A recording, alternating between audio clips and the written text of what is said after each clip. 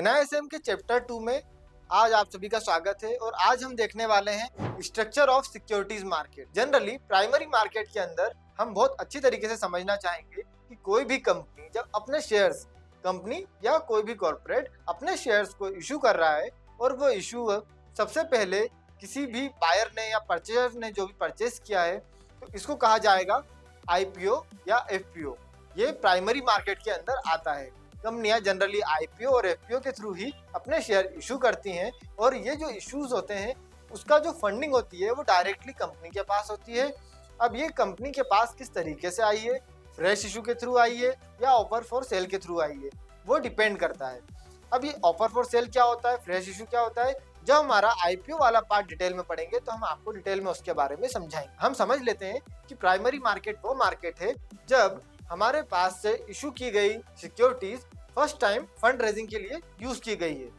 फिर आता है सेकेंडरी मार्केट। तो सेकेंडरी मार्केट वो मार्केट होता है जहां पर सेकेंड टाइम उस सिक्योरिटी में ट्रेड हुआ है, मींस उसको एक बार बेच दिया गया है, उसके बाद एक्सचेंज के थ्रू सेकेंड टाइम पे उसको ट्रेड हो रहा है। अब another buyer to another buyer, another buyer to another seller, इस तरीके से ट्रेड चल रहे हैं। तो सिक्योरिटीज में लिक्विडिटी प्रोवाइड करने का काम करता है सेकेंडरी मार्केट और ये ऑलरेडी इशूड सिक्योरिटीज पे ही ट्रेड किया जाता है। Third is OTC market. OTC market means directly traded between parties. जो ट्रेड्स डायरेक्टली ट्रेड हो जाते हैं, नेगोशिएट हो जाते हैं पार्टीज के बीच में, उनको ओटीसी मार्केट कहा जाता है। लास्ट हमारा पॉइंट आता है एक्सचेंज ट्रेडेड मार्केट। अब जहां हम बात करते हैं एक्सचेंज ट्रेडेड मार्केट में, जहां पे transactions are settled through a clearing corporation, जितने भी सेटलमेंट्स होंगे वो किसी क्लियरिंग कॉर्पोरेशन बॉडी के थ्रू अगर सेटल्ड हो रहे हैं तो हम उसको कहते हैं एक्सचेंज ट्रेडेड मार्केट।